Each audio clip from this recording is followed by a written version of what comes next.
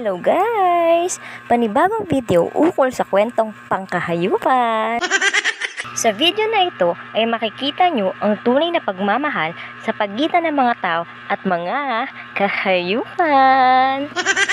Ngunit, bago ang lahat, ay gusto ko lamang pong pasalamatan ang nag-sponsor ng package na ito na si Miss Grace Santos at ang naging daan upang mapasama tayo sa mga mapalad na nabiyayaan kay Miss Ana Angelica Rañeses. Marami pong salamat! 5 kilos ng cat food para po sa aking mga rescued. Sa video na ito guys ay ipakikilala ko sa inyo ang aking mga rescued cats na siyang naging malaking bahagi ng aking buhay.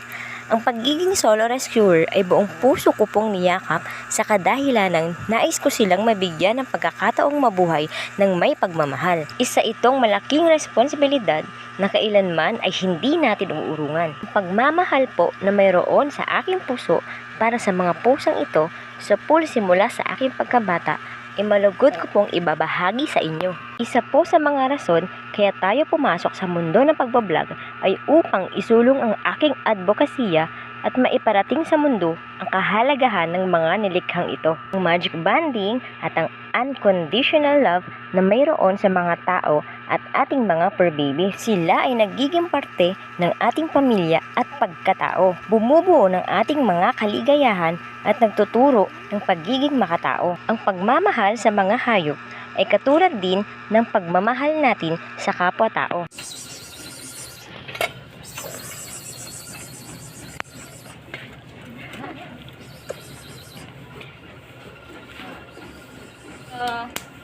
Kuya Sandra.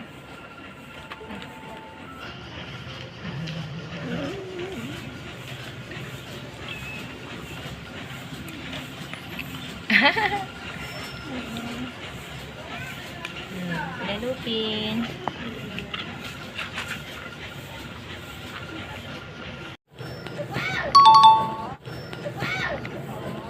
Ito baby.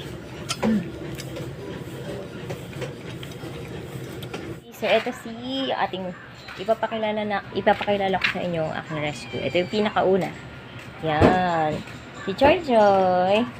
So si Choy Choy guys, ito. Tinapon lang to sa may tinapon lang sa may tapat. Sa may tapat ng pintuan namin. So baby pa siya nung puting pa. Sobrang pa. Parang halos bagong panganak. So ayan na siya, ganyan na siya kalaki. Ngayon kasi may lang siya guys, meron lang siyang skin disease. Ayan. Pero ginagamot naman natin siya. Si Choy Choy. Ito si Choy Choy. Tingin ka dito, Choy Choy. Baby Choy Choy. Kawawa naman si Choy Choy na.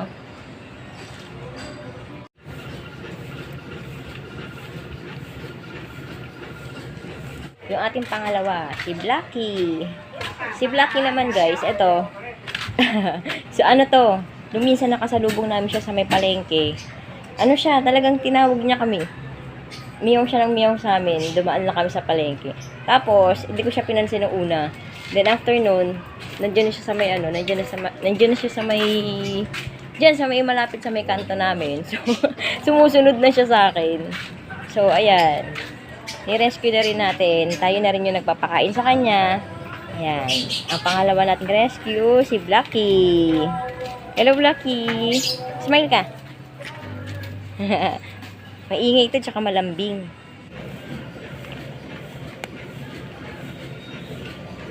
Guys, si Kali. Rescue ko rin to. Isa sa mga favorite ko kasi malambing. Ito yung palagi kong kasama matulog sa gabi.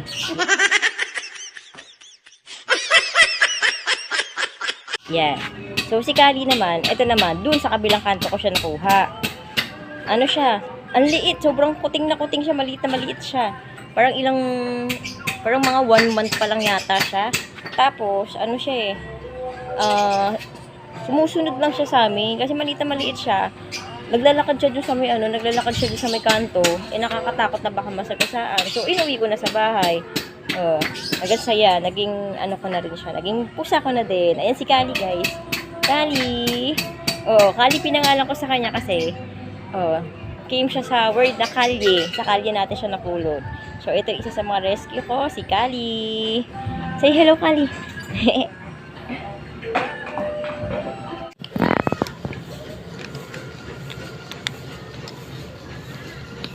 Next natin guys is Pau Pau. Ayan. Kinuha natin yung pangalan niya na Pau Pau sa word na siomai. Kasi nung napulot natin to guys, oh, mataba yung ano niya, pisngi niya eh. Mukha siyang siopaw. So, Pau Pau yung pinangalan natin.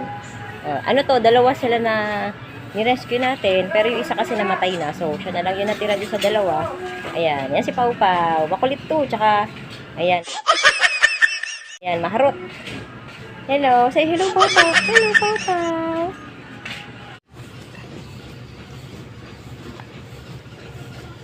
So, ito naman guys, si Thor, si Kuya Thor.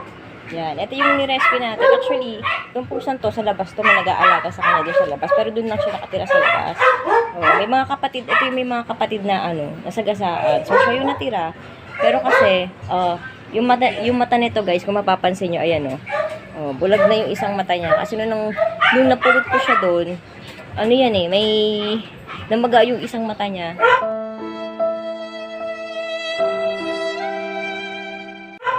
Nagkaroon ng parang sugat. So, unuwi ko dito para gamutin. Yan. So, ayan ang itsura niya, guys. Wala na yung isang mata niya. Pero, good thing naman na buhay. At saka, ayan, makulit na. At saka malambing to. Pag tuksido kasi malalambing eh. Malambing to si Kuya Thor.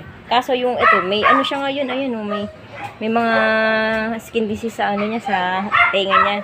Kasi gusto lagi dito sa labas eh. Sa labas lang lagi siya dito nakatambay. O yan, dyan siya natutulog kahit ng maulan. Kahit iakyat mo, dito pa rin natutulog. Pero ayan, diba? So, hopeless na nga ako dito kasi kala ko hindi gagaling. Pero buti na lang gumaling yung kanyang mga mata. Actually, hindi natin to pinabit. Ano lang, pinunas-punasan ko lang yung mata niya ng maligam-gam na tubig at saka bola. Kaya, ayan, gumaling na siya. Yeah, maliit pa siya noon. Baby pa siya ngayon, binata na, guys. Ayan. Once again, guys, ayan si Thor, si Kuya Thor. Nadugyot, may galis. Sige na.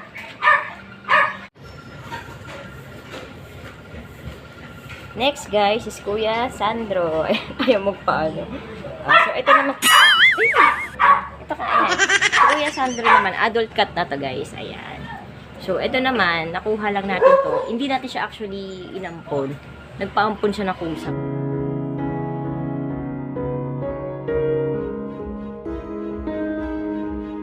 Pumasok lang siya sa bahay. Then, ayan. Nung pumasok siya, guys, ayan, nakikain, hanggang sa doon na tumira. So, ito, guys, ano to? Isa sa mga rescue cat natin na nakapon na. Pinalibreng ka po natin to guys sa POS. Yan.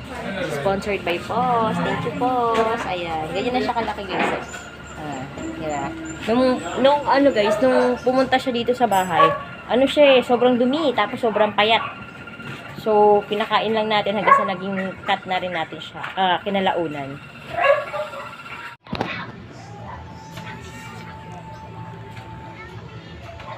Guys, is Aladdin. Si Aladdin. So, ito naman si Aladdin. While habang nagla-live ako nagbablog tayo ng live. Ay, kinuha na yata.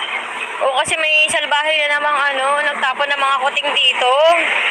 Alam mo yung mga tao dito, wala talagang kaano-ano sa mga hayop. Sabi ko, babalikan ko sana. Kasi nawala na. Kinuha na yata din sa loob. Ang cute pa naman ng mga kuting. Ang tataba. Pero nandito na yata.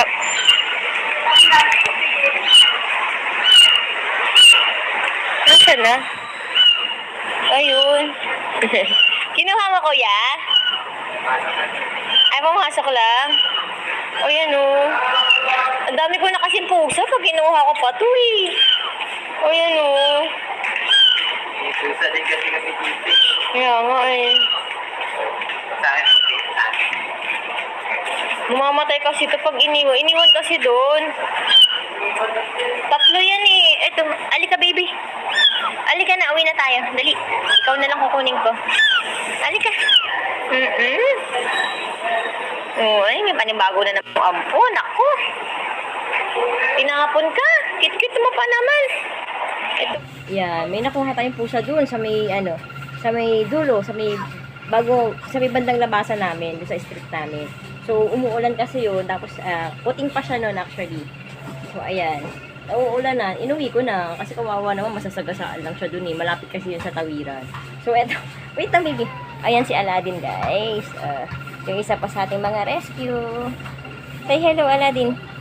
Mukha lang siyang matapang pero guys mabait to. Malambing. Isa rin din sa mga katabi ko mga pusa.